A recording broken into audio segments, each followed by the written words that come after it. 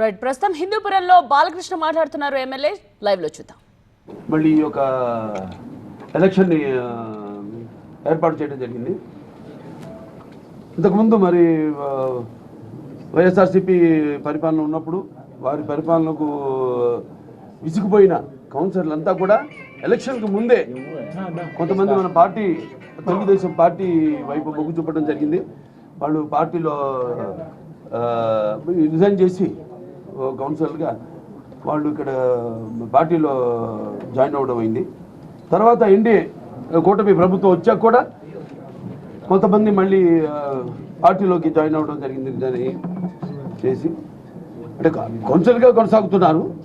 పార్టీలకి రిజైన్ చేసి వాళ్ళు ఇక్కడ తెలుగుదేశం పార్టీలో మాకు మద్దతు తెలపడం జరిగింది.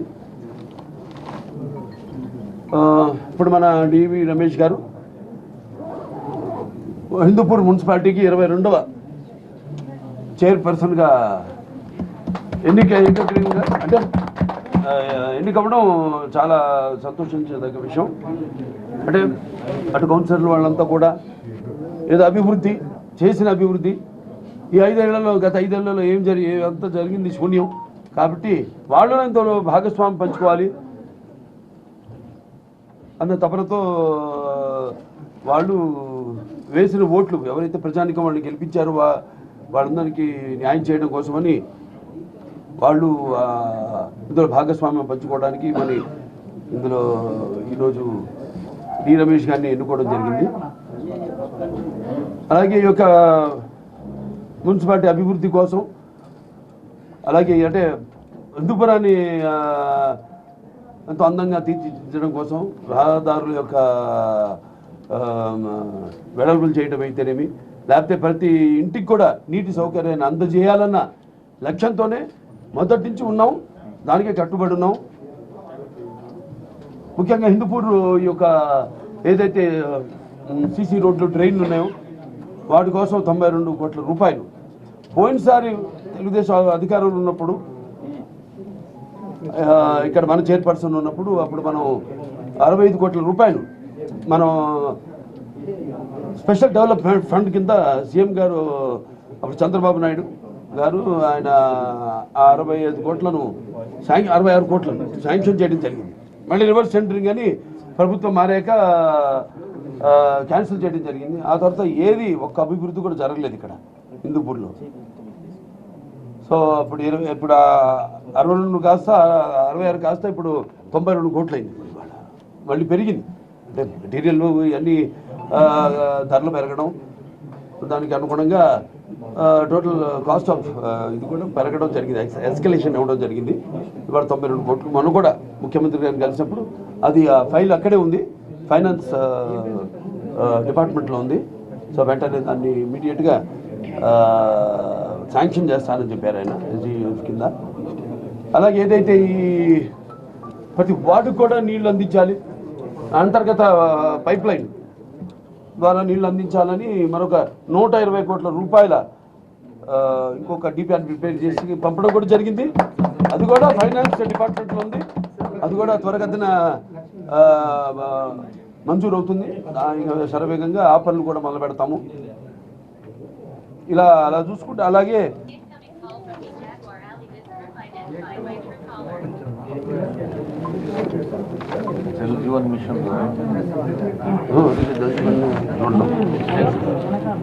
అలాగే మన ఏదైతే డంపింగ్ యార్డ్ ఉందో దాన్ని కూడా ఇప్పుడు ఏదైతే బిట్ కాలేజ్ ఉందో అక్కడికి మొత్తం డంపింగ్ యార్డ్ని అక్కడికి షిఫ్ట్ చేసి మొత్తం ఈ నగరాన్ని ఎటువంటి పారిశుద్ధ్యం లేకుండా కఠినమైన చర్యలు తీసుకోవడం జరుగుతుంది.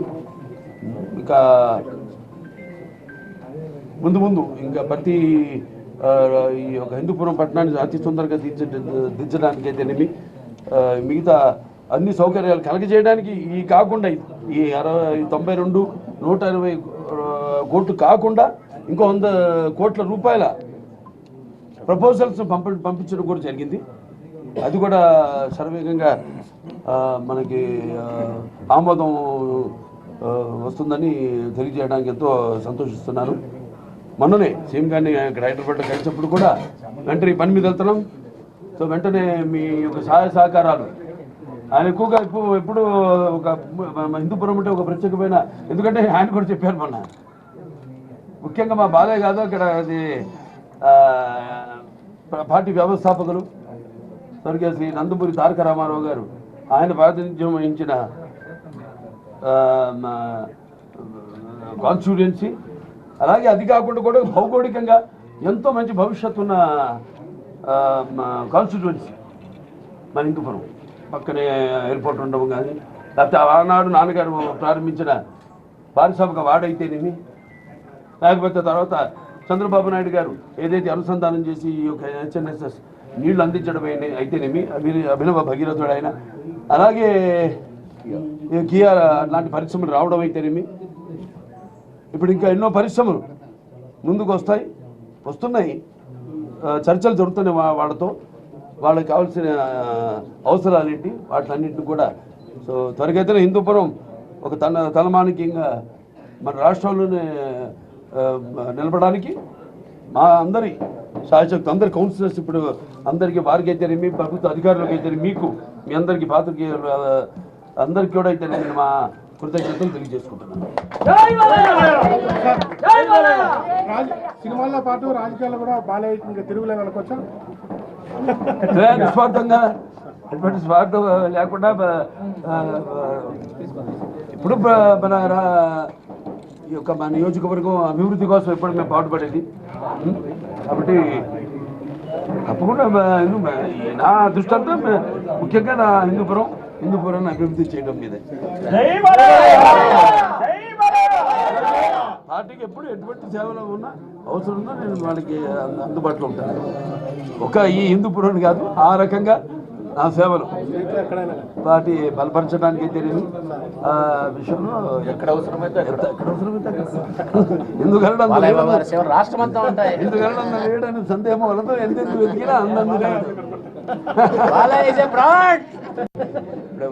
బాలయ్య గారికి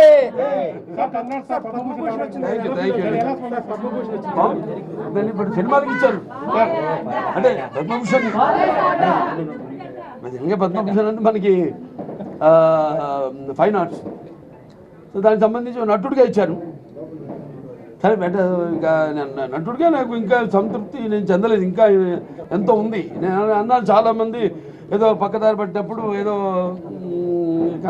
కనుమరుగు అవుతున్నప్పుడు అప్పుడు ఏదో కొంచెం ట్రాక్ మార్చడం, క్యారెక్టర్ ఆర్టిస్టులుగా కానీ అలా ఇది నేను 4వ హిట్ నా ప్రేక్షక దేవుళ్ళు నా అభిమానులు అయితేనేమి నాకు ఇవ్వడం ఇంకా నాలో కసిని పెంచింది. అంతే అంటున్నాను, అందుకే అన్నాను నా 2 innings ఇక్కడ మొదలైంది. So thanks. మరి నేను నటించిన రకరకాల పాత్రలు అది మరి ప్రజలే దానికి ఆమోదం వేశారు. మరి ప్రతి పాత్ర ఒకలాగే నాకు ఛాలెంజ్గా ఉండేది, నాకు ఎవరు ఛాలెంజ్ కాదు, నా పాత్రే నాకు, ప్రతి పాత్ర ఛాలెంజ్ నాకు. ఆ ఛాలెంజ్లో నేనే అందుకే అంటాను, ఏంటి వీడికి అంతా తెలుసా అనుకుంటారు కొంతమంది నన్ను చూసి. నాకంటే తెలుసుకునేంత గొప్ప విద్య ఇంక వేరేది లేదని నేను అంటాను. అంటే నా గురించి నేనే తెలుసుకుంటున్నాను. ఎప్పుడు మనిషి ఒక దాంతో ఒక స్థాయితో తృప్తి పడటం కాదు, ఆ పైన ఇంకా ఇస్తున్నారు అవకాశం, దాన్ని ఇంకా ఎలా మనల్ని మనం పదును పెట్టుకోవాలి అన్న ఒక తపన ఉండాలి. ఆ తపనే నన్ను నడిపిస్తుంది. అదే పుణ్య దంపతుల అమ్మగారు నాన్నగారు ఆశీస్సులు, ఆ కళమ్మ తల్లి ఆశీస్సులు, ప్రేక్షక దేవుల ప్రోత్సాహం. సార్ ఎన్టీఆర్ గారికి భారతరత్న అవార్డు రావాలి, అది ఇంపార్టెంట్ తప్పకుండా అండి, వస్తుంది కూడా త్వరలో. అదే అందరి కోరిక, మా అందరి కోరిక.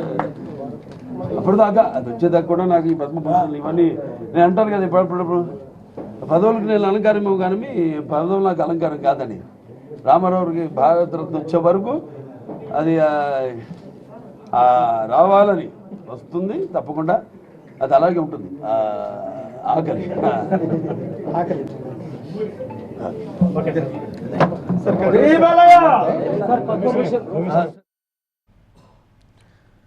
సో హిందూపురం మున్సిపల్ చైర్మన్ ఎన్నికను ప్రతిష్టాత్మకంగా తీసుకున్న ఎమ్మెల్యే బాలకృష్ణ తన పార్టీ అభ్యర్థిని గెలిపించుకున్నారు. గెలిచిన తరువాత ఆయన మాట్లాడారు.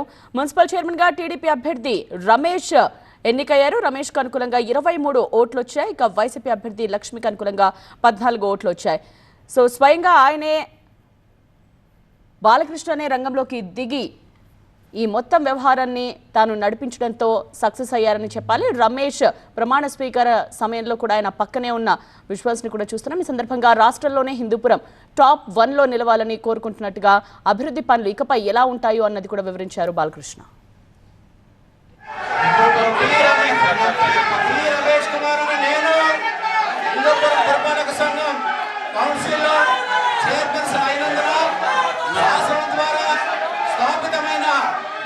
భారతదేశం యొక్క సార్వభౌమాధికారం మరియు సమగ్రతను కాపాడతానని చట్టం ద్వారా స్థాపించబడిన భారత రాజ్యాంగంపై నిజమైన విశ్వాసం మరియు విధేయతను కలిగి ఉంటానని నేను చేపట్టనున్న బాధ్యతను నిష్ఠతో నిర్వర్తిస్తానని దైవ సాక్షిగా ప్రతిజ్ఞ చేస్తున్నాను, ప్రమాణం చేస్తున్నాను.